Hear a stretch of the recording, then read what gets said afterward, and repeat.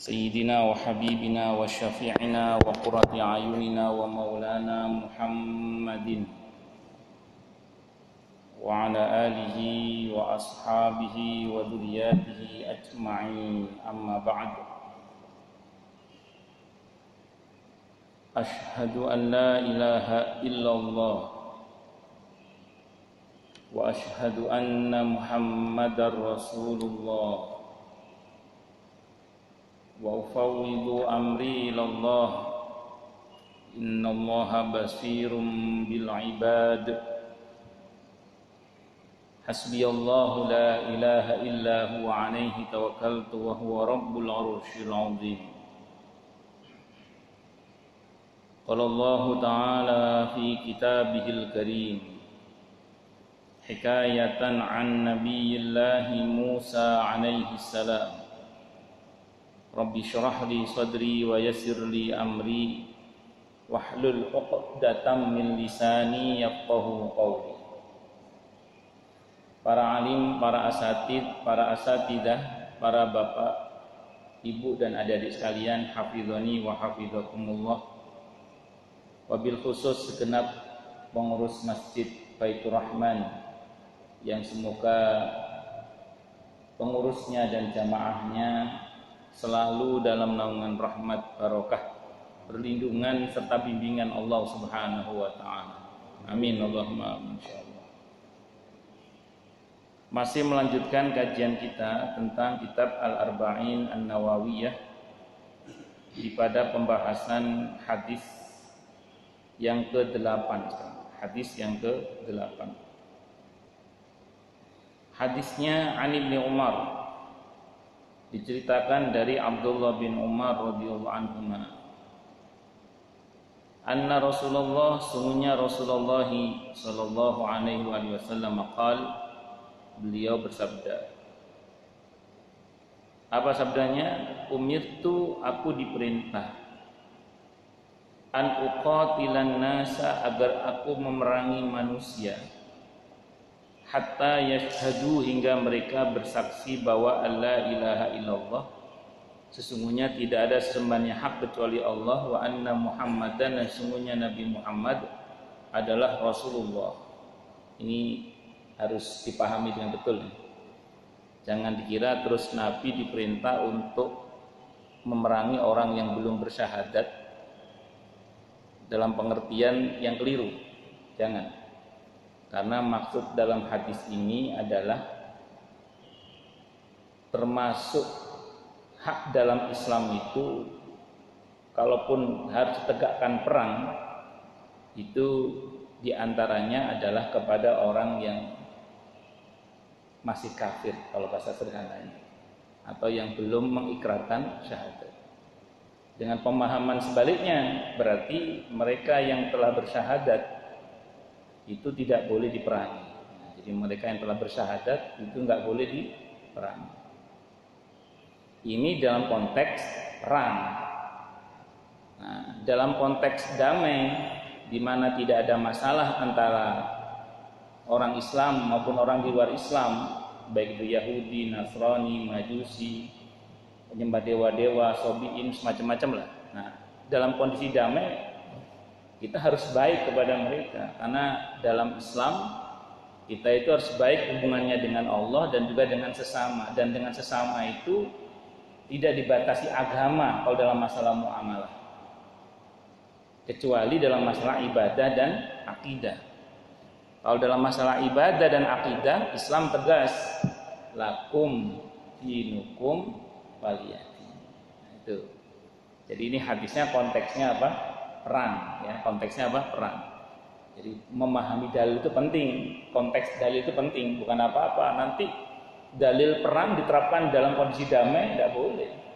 Jadi harus diterapkan dalam kondisi yang memang juga perang juga. Dan siapa yang kita hadapi juga? Yang kita hadapi orang yang resek, harbi. Kalau dalam literatur fikih itu ada istilah kafir harbi.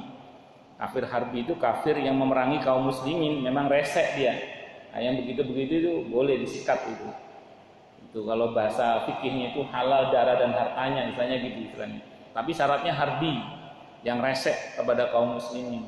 Kalau mereka nggak rese, mereka baik, mereka ya damai dengan kita, ada namanya kafir dhimmi, ada kafir mu'ahad misalnya, maka terhadap mereka yang berdamai dengan kita, orang-orang di luar Islam yang berdamai dengan kita tidak boleh memerangi mereka, bahkan kita juga harus baik kepada mereka. Malah sejarah mencatat bagaimana akhlak Nabi kita Muhammad sallallahu alaihi wasallam kepada orang-orang di luar Islam. Saking baiknya akhlak beliau sampai banyak di antara mereka itu yang masuk Islam karena tertarik dengan akhlaknya Nabi kita Muhammad sallallahu alaihi wasallam. Ini andaikan bertaruh itu boleh. Cuman karena bertaruh nggak boleh, ya saya nggak bertaruh. Tapi nanti silakan baca buku-buku sejarah. Itu 90% lebih barangkali orang-orang di Mekah maupun di Madinah dan sekitarnya itu berduyun-duyun masuk Islam. Dalam catatan sejarah, orang berduyun-duyun masuk Islam itu bukan karena pidato Nabi kita Muhammad sallallahu alaihi wasallam. Hingga masa Khulafaur Rasyidin, banyak orang berbondong-bondong masuk Islam itu bukan karena pidatonya para sahabat. Kebanyakan mereka itu masuk Islam karena tertarik dengan akhlak Nabi kita Muhammad sallallahu alaihi wasallam dan para sahabatnya, terutama terkait dengan kejujurannya, kedermawanannya, sifat amanahnya, keadilannya, terkait dengan kasih sayangnya. Makanya kalau Anda baca wa ra'aitan nasa yadkhuluna fi dinillahi afwaja, dan kamu melihat manusia itu berbondong-bondong masuk Islam di saat Fathu Mekah itu kalau Anda baca dalam sejarah, banyak orang-orang, terutama tokoh-tokoh kafir Mekah saat itu penasaran, kayak apa sih sosok yang namanya Muhammad ini? Apakah dia seperti Raja Persia dan Romawi? Ternyata tidak. Dilihat oleh mereka, ternyata Nabi ini pemaaf. Beliau punya power untuk membalas tapi tidak membalas, malah memaafkan. Sudah begitu, beliau akrab dengan anak-anak, terutama anak-anak yatim, dengan orang-orang tua. Beliau akrab semua. Tidak ada jarak antara beliau dengan orang-orang miskin. Maka anggapan mereka tentang seorang pemimpin itu jaim, jaga wibawa, sombong, menjaga jarak dengan orang-orang miskin, itu tidak ada dalam diri Nabi kita Muhammad sallallahu alaihi wasallam. Maka karena sifat pemaaf beliau, kasih sayang beliau, kedekatan beliau dengan fuqara masakin tanpa jarak, itu yang buat akhirnya orang wara'aitan nasa yadkhuluna fi dinillahi afwaja. Bahkan Nabi itu dikenal kalau sedekah itu nggak takut miskin. Nah, jadi Nabi itu dikenal oleh orang-orang di luar Islam saat itu. Saya telah mengetahui ada seseorang yang kalau sedekah itu nggak takut fakir. Dan gara-gara itu kepala suku masuk Islam, anak buah sukunya itu juga akhirnya banyak yang masuk Islam. Nah, makanya saya ulang, ini konteks hadis ini terkait dengan perang ini ya. Jadi bukan dalam kondisi damai. Kalau dalam kondisi damai kita harus baik kepada yang Islam maupun yang di luar Islam. Itu dalam konteks apa tadi, muamalah sosial. Tapi dalam masalah akidah, dalam masalah ibadah, Islam tegas garisnya. Lakum dinukum waliyadin. Bagimu agamamu, bagiku agamaku. Ya, jangan paksa saya melakukan apa yang menjadi ritual kamu atau keyakinan kamu, sebagaimana kamu juga tidak akan saya paksa untuk melakukan ritual kami atau meyakini akidah kami. Nah, itu rumus dasarnya itu.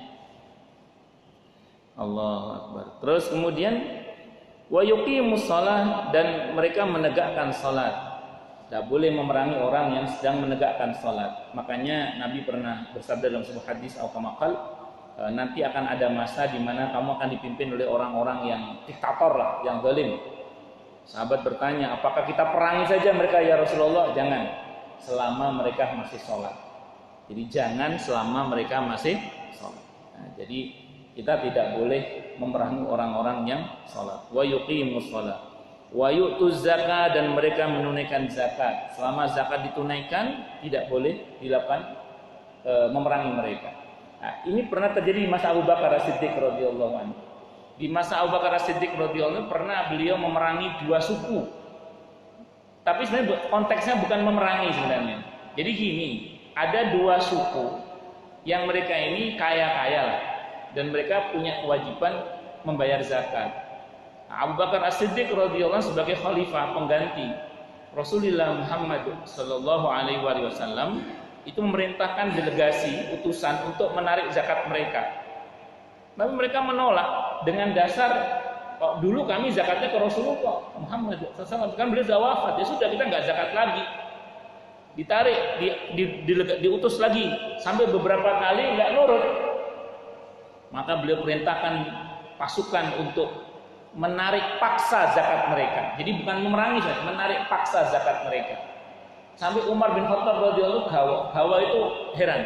Karena Abu Bakar As-Siddiq radhiyallahu itu orangnya lembut sekali, halus, pemaaf, santun orangnya. Abu Bakar As-Siddiq radhiyallahu kok sampai bisa membuat keputusan perang? Orang halus, lembut kok bisa ngambil keputusan perang? Dalam arti mengambil paksa tadi ya, mengirim pasukan untuk mengambil paksa zakat itu. Kata Abu Bakar As-Siddiq radhiyallahu anhu, ya memang betul tidak boleh memang memerangi orang yang telah bersyahadat dan sholat. Tapi ingat illa bihaqqil Islam, kita dengan haknya Islam. Yaitu apa? Dalam hal ini karena mereka tidak menunaikan zakat. Jadi dikirimnya pasukan tidak untuk memerangi sebenarnya, tapi untuk mengambil paksa zakat yang mereka tidak mau keluarkan. Karena itu hak kaum muslimin, itu hak fuqara sekitar mereka, agar perekonomian tidak numpuk pada orang-orang kaya saja, tapi beredar di kalangan fuqara masakin juga. Maka diambil paksa, walaupun dalam pengambilan paksa itu ada perlawanan, ya dihajar pakai pasukan kaum muslimin saat itu. Itu seperti itu. Wa yu'tuz zakat.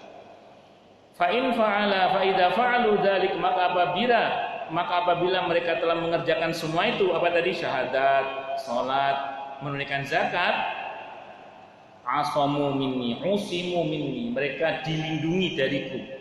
Apanya? Dima'ahum, darah mereka, wa amwalahum, dan harta mereka, illa bihaqqil Islam, kecuali dengan haknya Islam. Wa hisabum 'ala Allah, dan hisab mereka atas Allah taala. Rawal Bukhari wa Muslim. Makanya ini bukan kata saya, kata Imam Adz-Dzahabi. Ini kata Imam Adz-Dzahabi, dikutip oleh Imam Adz-Dzahabi disanad oleh Imam Adz-Dzahabi dalam kitab Syiaru Alamin Nubala. Nanti dikutip juga oleh Syekh Yusuf Qardawi dalam kitab beliau Kaifa Nata'amalu Ma'at Turasi wal Madzhab wal Ikhtilaf.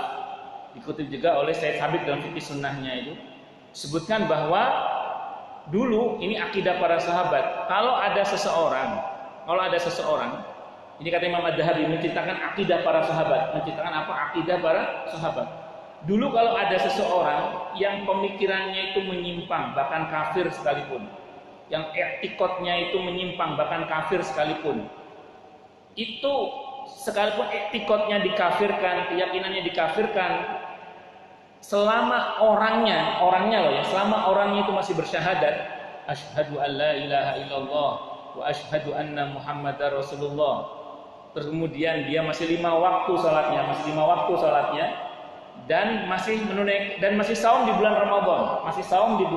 Ramadan, maka kepadanya hak-hak seorang muslim masih diberikan. Itu sebejat apapun kelakuannya, sesesat apapun pemikirannya hingga dikafirkan misalnya, itu kalau masih bersyahadat, masih 5 waktu sholatnya, masih saum di bulan Ramadan, kepadanya hak-hak seorang muslim itu masih diberikan. Seperti apa? Dijawab salamnya misalnya, diberikan hak warisnya, boleh jadi wali bagi anaknya misalnya. Jadi hak-haknya sebagai seorang muslim itu masih diberikan. Kenapa? Karena yang bersangkutan masih bersyahadat, masih 5 waktu sholatnya, dan saum di bulan Ramadan. Ini bukan kata saya, kata Imam Adz-Dzahabi dalam kitab Syiaru Alamin Nubala. Dikutip juga oleh Syekh Yusuf Qardawi dalam kitabnya Kaifa Nata'amal Ma'at Turasi wal Madzhab wal Ikhtilaf, dan dikutip juga oleh Syekh Sabit dalam fikih sunnahnya. Itu menceritakan akidah para sahabat. Nah, ini maksudnya gini, maksud saya itu, ini agar kita tidak mudah menyatakan seseorang itu telah keluar dari Islam. Saya ulang, agar kita tidak mudah menyatakan seseorang itu keluar dari Islam. Ya memang kalau kita bicara teori dasar, ini ngomong teori dasar secara umum loh ya. Pelaku syirik namanya ya musyrik. Pelaku kufur namanya ya kafir. Pelaku nifak namanya munafik. Itu rumus dasar. Jadi kalau ada orang yang bertanya kepada saya misalnya, Ustaz, bagaimana ada orang datang ke dukun, dia yakin banget sama dukun, apakah dia telah berbuat syirik? Ya, syirik besar. Pelakunya musyrik. Pelakunya namanya apa? Musyrik. Musyrik dalam arti musyrik, pelaku kesyirikan yang besar. Terus berani nggak saya menetapkan personnya telah keluar dari Islam? Nggak boleh gegabah. Di personnya nggak boleh secara gegabah dikeluarkan dari Islam. Personnya. Karena semua ulama sependapat bahwa untuk menetapkan seseorang itu telah keluar dari Islam itu butuh fatwa ulama besar, ulama dalam fatwa ulama yang kalibernya itu ulama besar. Jadi bukan ulama ecek-ecek. Dan itu nggak boleh sembarangan menetapkan seseorang telah keluar dari Islam. Seseorang loh, perorangan loh ya. Tapi kalau kita bicara teori dasar tadi, biar kita nggak jadi murji'ah. Kalau murji'ah kan dipisahkan antara amalan dengan orangnya. Kalau kita Ahlus Sunnah itu sederhana saja. Pelaku syirik ya musyrik. Pelaku kufur ya kafir. Pelaku nifak ya munafik. Udah, itu rumus dasarnya. Tapi menetapkan pada perseorangan itu tunggu dulu, hati-hati. Ya, jadi menetapkan orang ini telah keluar dari Islam. Orang itu perseorangannya. Tapi kalau kita mengatakan hati-hati orang yang datang ke dukun dan yakin dengan dukun itu, maka pelakunya adalah syirik besar dan bisa dianggap keluar dari Islam. Ini teori secara umum. Itu kita sampaikan. Ada teman begitu kita ingatkan, kamu kok senang ke dukun, hati-hati loh. Nggak takut kalau kamu itu dalam pandangan Allah nanti ternyata sudah keluar dari Islam? Apa nggak takut? Konteksnya mengingatkan. Tapi kalau kita harus menetapkan, kamu telah keluar dari Islam, nggak boleh, tunggu dulu.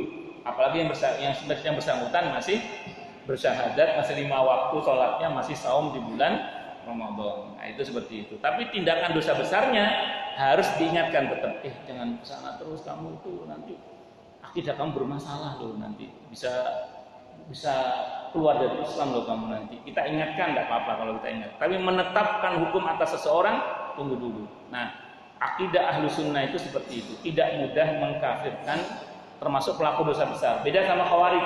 Kalau Khawarij, pelaku dosa besar langsung dikafirkan.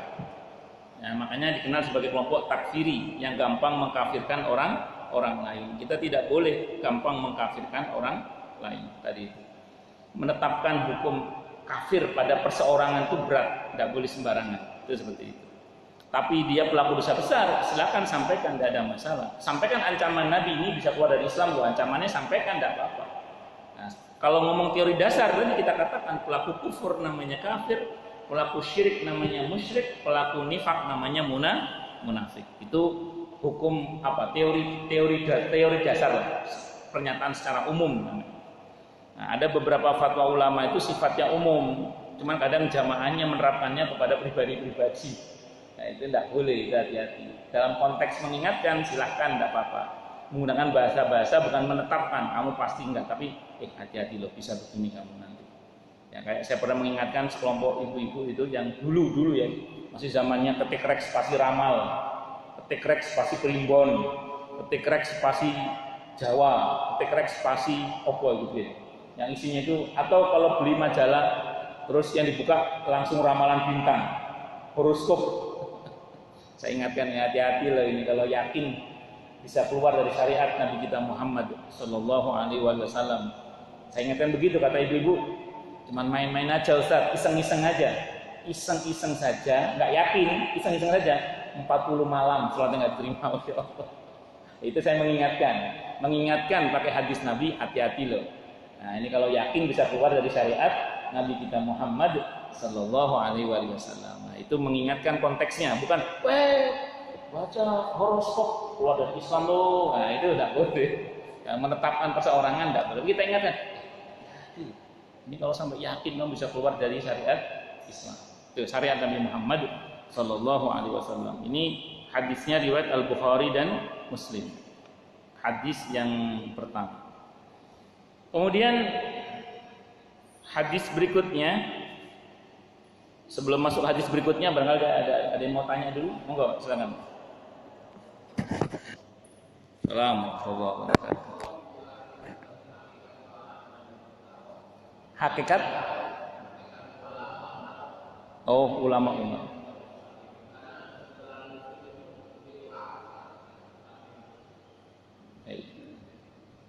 Wallahu a'lam bishawab. Kalau ulama itu kalau dari segi bahasa, ulama itu dari kata alim.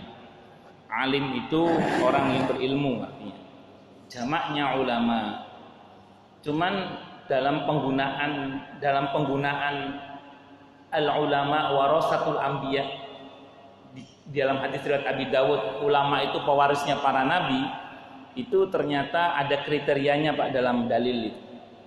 Makanya ini pernah saya sampaikan di sini barangkali ya, bahwa untuk seseorang itu disebut sebagai ulama itu kalau merujuk pada surah Fatir ayat 28 itu innama yakhsyallaha min ibadil ulama, bahwasanya yang takut kepada Allah di antara hamba-hambanya adalah para ulama.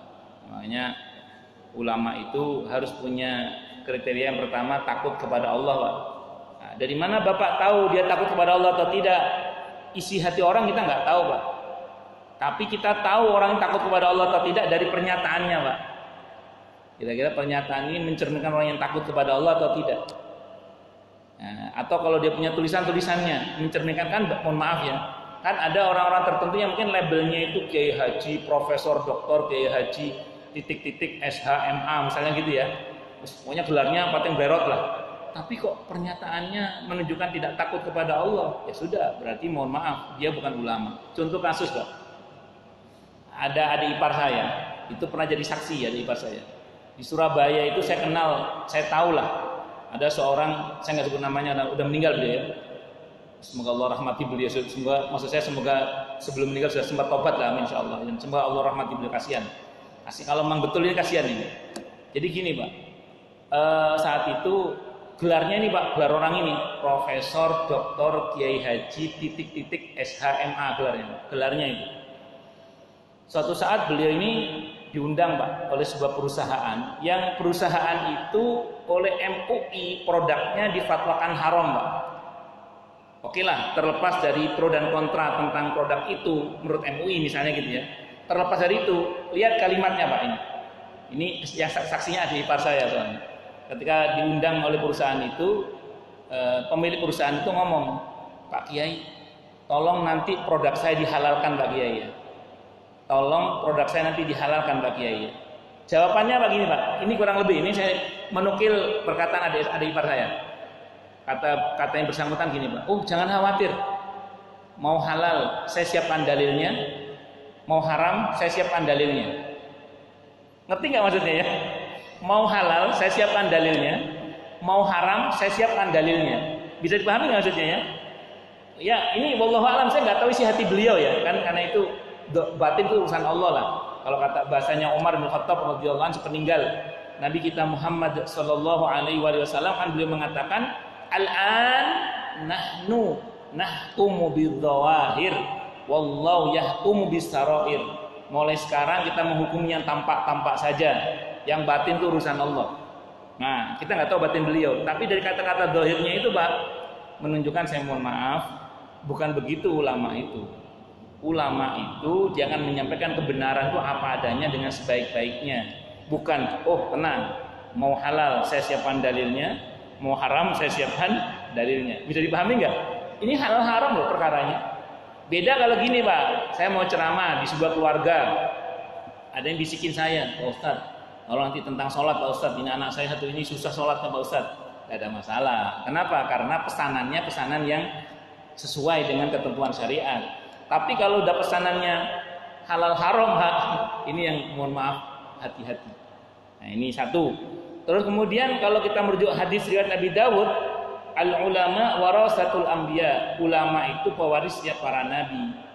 Nah, dalam hadis itu katakan Nabi itu tidak mewariskan dinar, tidak mewariskan dirham, tapi mewariskan ilmu. Ulama itu ilmunya harus luas, dalam.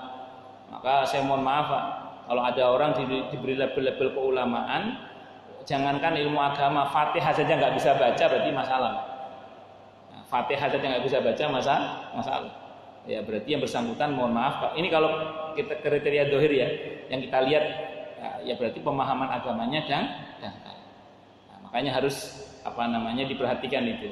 Karena saya mohon maaf, mungkin pernah dulu sempat kami pernah ada spiritual namanya Eyang Subur Tasopo. Terus suruh jadi imam kan tidak mau, ternyata dites baca Fatihah aja pletak-pletok, pletot-pletot dan seterusnya. Ya berarti bukan ulama, pasti bukan ulama. Nah, terus kemudian yang kedua, ulama itu mewarisi dari Nabi itu apa? Al-Quran was sunnah. Jadi ulama itu omong saomong Pak. Ada orang datang minta nasihat, minta fatwa. Oh gini Pak, Qurannya gini, hadisnya gini. Atau paling enggak yang disampaikan itu merujuk pada Quran dan as-sunnah.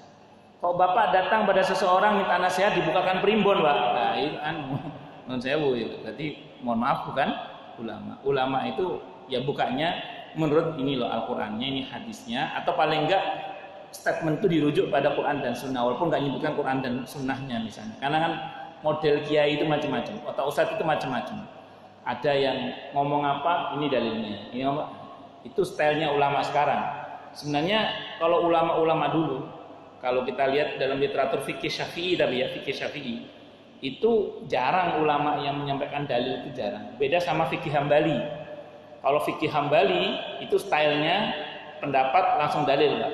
Pendapat langsung dalil. Makanya teman-teman yang produk Arab Saudi terutama yang notabene madzhabnya Hambali kebanyakan itu begitu pulang langsung biasanya dikit-dikit qala Allah qala Rasulullah. Itu coraknya madzhab Hambali memang. Beda sama Syafi'i. Kalau Syafi'i itu hampir kalau Bapak baca kitab-kitab fikihnya madzhab Syafi'i itu hampir enggak ada dalilnya, Pak. Tapi kalau mau dikaji ketemu Pak dalilnya. Jadi kalau dikaji ketemu dalilnya, bukan nggak ada dalilnya. Jadi bukan ulama tidak berdalil, cuman kita aja yang nggak paham cara ulama mengambil dalil. Itu kalau corak madzhab Syafi'i itu. Makanya saya ulang ya, kalau kita ngaji madzhab Hambali atau ngaji ke ustadz yang madzhabnya Hambali, mesti dikit-dikit qala Allah qala Rasulullah. Itu ciri khasnya madzhab Hambali. Nah, kalau madzhab Syafi'i, kalau ngaji di fikih-fikih Syafi'i itu hampir nggak ada dalilnya, Pak. Bukan nggak ada, nggak disampaikan maksudnya. Yang penting ada rujukannya dari Quran maupun Sunnah. Itu ulama, Pak. Terus ulama itu yang diwariskan oleh para nabi, yang diwariskan oleh Nabi kepada para ulama apa? Ahlul bait, ahlul baitin Nabi Muhammad SAW. Tapi ahlul bait di sini bukan ahlul bait yang dipahami oleh orang-orang Syiah, bukan. Kalau Syiah kan membatasi ahlul bait itu hanya pada Siti Fatimah radhiyallahu anha, Ali bin Abi Thalib radhiyallahu anhu, Sayyidina Hasan dan Sayyidina Husain radhiyallahu anhuma. Tidak. Kalau ahlu sunnah memahami Ahlul Bait itu ya semua para istri Nabi itu Ahlul Bait Nabi. Makanya kita ambil hadis dari Siti Aisyah radhiyallahu anha, kita ambil hadis dari Ummu Salamah radhiyallahu anha, kita ambil hadis-hadis dari para istri Nabi, dari menantu Nabi seluruhnya, termasuk Utsman bin Affan radhiyallahu anhu tentang wudu, kita ambil hadis dari Utsman bin Affan radhiyallahu anhu misalnya. Terus kemudian terkait dengan masalah-masalah yang lain kita mengambil dari keluarga Nabi, tidak hanya sebatas pada 4 tokoh tadi, tapi semua tokoh dalam keluarga Nabi kita Muhammad sallallahu alaihi wasallam. Terus kemudian apalagi yang diwariskan para nabi, sifat-sifat kenabian, Pak. Apa sifat kenabian itu? Siddiq, jujur. Jadi ulama itu jujur, Pak, konsisten dengan keilmuannya. Yang tadi itu kan termasuk yang enggak jujur, Pak, tadi banyak. Yang oke, kalau mau halal saya siapkan dalilnya, kalau haram mau saya siapkan dalilnya. Jadi itu termasuk yang tidak jujur, harus jujur, Pak. Terus konsisten, siddiq fatona, cerdas, ilmunya luas, amanah, bisa dipercaya, nggak mencela-mencele, Pak. Isu dele sore tempe, kan ada yang mencela-mencele. Jadi nggak mencela. Ulama itu amanah dengan ilmunya, Pak. Terus tabligh, menyampaikan kebenaran apa adanya dengan sebaik-baiknya, menyampaikan kebenaran apa adanya dengan sebaik-baiknya, itu para ulama. Nah, terus kemudian kalau kita membaca statement Ibnu Hajar Al-Asqalani, beliau mengatakan al-ulama qadah. Ulama itu panutan, kata Ibnu Hajar. Al-ulama qadatun. Ulama itu panutan, kata Ibnu Hajar. Siapa ulama yang panutan itu? Surah Yasin, Mbak, ayat 21. Ittabi'u man la yas'alukum ajra wa hum muhtadun. Ikutilah orang-orang yang tidak minta upah dalam dakwahnya. Sesungguhnya mereka itu adalah orang-orang yang mendapatkan petunjuk. Para nabi itu tidak pernah meminta upah dalam dakwahnya. Ulama yang notabene mewarisi sifat-sifat kenabian juga tidak akan meminta upah dalam dakwahnya. Itulah orang yang patut dijadikan sebagai panutan atau petunjuk, Pak. Nah, para nabi itu tidak pernah minta upah, tapi tidak menolak hadiah. Jadi kalau dakwah nabi itu nggak pernah minta bayaran, tapi tidak menolak hadiah. Diberi hadiah beliau terima. Tapi beliau tidak pernah minta. Itu para nabi. Makanya saya mohon maaf ya, kalau saya ditanya orang, kita mau ngundang Ustadz titik-titik, beliau bertarif sekian. Kalau Anda nanya saya, apakah itu ulama? Maaf, kalau menurut Ibnu Hajar ya, bukan kata saya, kata Ibnu Hajar, tidak masuk kriteria. Bukan ulama. Ustadz, iya Ustadz. Ulama bukan. Terus bayarannya dia minta halal. Kalau di fikih namanya ijarah, Pak. Itu akad sewa. Jadi gini, beliau punya skill berbicara tentang masalah agama. Kita mendatangkan beliau, berarti kita membeli waktu beliau. Nah, beliau minta bayaran, itu hak beliau. Nah, secara fikih halal, Pak. Boleh. Tapi apakah itu ulama? Bukan. Ya, beliau motivator, beliau ustadz itu aja. Ulama bukan. Kalau ulama enggak gitu. Ulama itu tidak akan minta bayaran dalam upahnya. Tidak akan minta upah dalam dakwahnya, walaupun tidak menolak hadiah. Itu ulama. Makanya Bapak kalau ngundang ulama-ulama dari Timur Tengah, terutama Saudi terutama ya, atau di negeri-negeri Timur Tengah lah terutama. Itu kalau pengalaman teman-teman yang mendatangkan ulama dari sana, dari Saudi terutama, itu rata-rata Pak, alih-alih kita bayar mereka, malah mereka yang bayari kita, Pak. Jadi alih-alih kita bayar mereka, tapi kita malah dibayari oleh mereka kebanyakan. Ya, tapi mereka tidak menolak hadiah. Kalau kita kasih hadiah, beliau yang mau. Itu para ulama-ulama. Bukan berarti di Indonesia nggak ada yang begitu, ada juga seperti di Indonesia, tapi kebanyakan yang begitu dari Timur Tengah, kebanyakan. Sebagian yang seperti itu, sifatnya seperti itu. Di Indonesia banyak yang seperti itu. Cuman mungkin nggak, kalau di Timur Tengah kan tidak hanya tidak dibayar, tapi malah kemudian mereka memberi. Tapi mereka tidak menolak hadiah. Tidak menolak hadiah. Di kita banyak juga ulama. Kita berbaik sangka, di kita juga banyak juga ulama yang soleh-soleh seperti itu. Jadi tidak minta upah dalam dakwahnya, ikhlas dalam dakwahnya, tapi tidak menolak hadiah. Kalau pasang tarif, ustadz, motivator mungkin. Halal, akadnya ijarah. Tapi bukan ulama. Kalau ulama tidak akan minta upah. Karena pernah di Indonesia ini mengundang Allahyarham Syekh Wahba Az-Zuhaili rahimahullah rahmatan wasi'atan, diundang di Surabaya saat itu. Ditanya, Syekh mau nginep di hotel apa di asrama mahasiswa? Kata Syekh itu, saya di asrama mahasiswa aja. Terus acara beliau itu Pak mendatangkan ustadz nasional, saya nggak sebut nama ustadznya ya. Itu ini kesaksiannya adik ipar saya karena beliau kan dosen di Surabaya. Beliau cerita, manajemennya ustadz nasional itu telepon ke Surabaya. Ini ustadz titik-titik mau datang. Tolong ya nanti ke bandara kalau jemput mobilnya paling enggak mereknya ini. Terus hotelnya paling enggak hotel bintang sekian. Coba Pak, syekhnya, tokoh utamanya itu enggak neko-neko minta dijemput pakai mobil apa atau tidur di hotel mana, malah tidur di asrama mahasiswa. Sementara bintang tamunya itu minta paling enggak dijemput dengan mobil merek ini, terus tidurnya di hotel paling enggak bintang sekian. Ya walaupun saat itu saya pernah diceritai, saya baik sangka aja. Oh itu mungkin ulah manajemennya, bukan ulah ustadznya, ulah manajemennya. Ya sudahlah, itu sudah terjadi. Ya itu diantaranya. Terus ulama itu qadatun.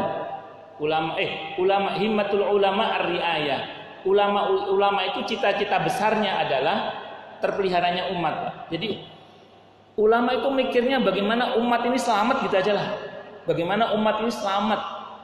Ya dunianya ya akhiratnya. Makanya dipikir itu kemaslahatan umat Pak, bukan kepentingan pribadi. Saya mohon maaf ya, saya nggak sebut namanya juga. Ada ustadz titik-titik, saya nggak sebut namanya. Saya tahu ini karena jamaah saya nanya ke saya. Nah, beliau pas nyebut nama. Jadi di Al-Azhar Premier Pondok Kopi itu pernah ngundang ustadz titik-titik, saya nggak sebut namanya, ya, mohon maaf. Yang datang itu karena yang ngundang kan wali murid ya. Pengajian wali murid berapa orang yang datang sih? Paling 40-50 orang gitu ya yang datang. Begitu ustadz ini datang, yang ngaji cuma 50 orang, ngomongnya apa? Kalau saya mah bukan kelas yang begini. Kelas saya audiennya banyak. Ngerti nggak maksudnya ya? Jadi beliau itu kecewa karena yang datang cuma 50 orang atau 40 orang. Bisa dimengerti maksudnya ya? Berarti mikirnya apa?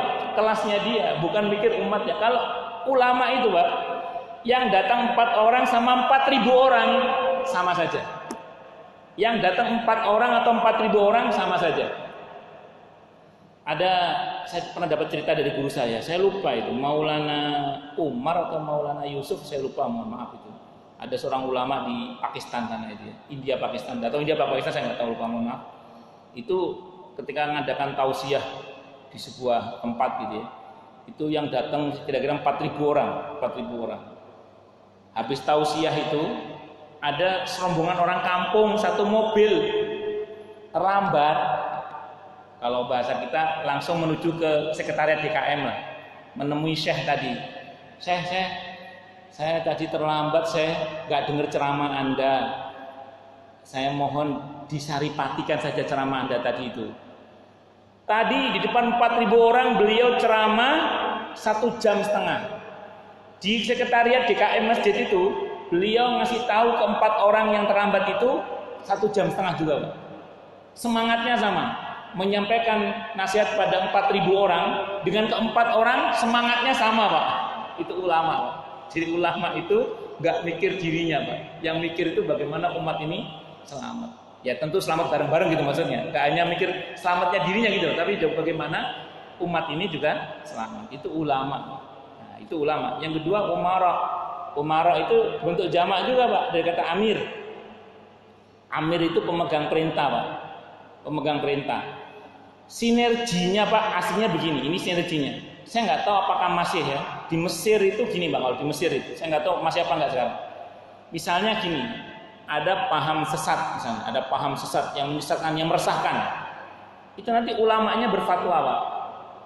Fatwa ulama ini dieksekusi oleh umara. Itu idealnya, Pak. Jadi ada tempat maksiat, ulamanya ngasih fatwa, itu haram, tutup. Nanti yang mengeksekusi umaroknya. Jadi yang punya perintah tutup itu bukan ulamanya, tapi umaroknya. Ulamanya ke umaroknya, itu idealnya, Pak. Idealnya. Makanya Hasan Al-Basri rahimahullah rahmatan wasiatan bercerita, dulu kalau ada seorang khalifah, seorang raja dilantik raja itu ulama-ulama diundang ke istana, Pak, untuk menasehati khalifah yang baru atau raja yang baru. Itu kata Hasan Al-Basri. Jadi kalau ada khalifah dilantik, para ulama diundang, Pak, ke istana untuk menasehati raja itu. Kecuali Umar bin Abdul Aziz, kata Hasan Al-Basri. Ketika Umar bin Abdul Aziz yang jadi khalifah, semua ulama diundang ke istana untuk dinasehati oleh Umar bin Abdul Aziz. Khusus itu. Kata Hasan Al-Basri, khusus itu Umar bin Abdul Aziz. Kalau khalifah-khalifah sebelumnya, ulama diundang ke istana untuk menasehati raja-raja yang baru itu. Tapi ketika Umar bin Abdul Aziz yang jadi raja, ulama-ulama diundang untuk dinasehati oleh Umar bin Abdul Aziz. Karena Umar bin Abdul Aziz ulama yang jadi khalifah. Khalifah yang ulama itu Umar bin Abdul Aziz. Nah, makanya terus kemudian saya ulang sekali lagi, terkait dengan umara itu amir, Pak, pemegang perintah. Idealnya bersinergi, Pak, dengan ulama. Umara itu bersinergi dengan ulama. Maka kalau ulama dan umaranya bersinergi, Pak, negara itu kuat, Pak, negara itu, Pak. Yang menjadi masalah adalah di beberapa negeri muslim kadang antara ulama dan umaranya itu dibenturkan. Nah, itu yang menjadi masalah, Pak. Nah, sebenarnya kalau umara itu paham betul potensi ulama, maka umara itu yang akan berbaik-baik pada ulama. Kenapa? Karena kalau antara ulama dan umaranya ini bersatu, kuat negara itu, Pak. Kuat negara itu. Itu bahasanya Imam Ghazali. Tapi ketika ulama dan umaranya dibenturkan, itu yang menjadi masalah. Ya kadang kuping umaranya nggak kuat sama peringatan ulamanya. Nah kadang sebagian kita kan yang terjadi seperti itu. Ya semoga umarok kita, semoga kita doakan, Pak, ya. Semoga umarok kita diberi kelapangan dada untuk mau dekat dan mendengarkan nasihat para ulama-ulama kita yang terpercaya. Saya kira itu, Pak, ya. Wallahu a'lam bishawab. Ya, monggo yang lain silakan kalau ada. Kalau nggak ada udah jelas semua lah. Atau tidak jelas semua. Monggo yang lain. Oh, enggak ada ya?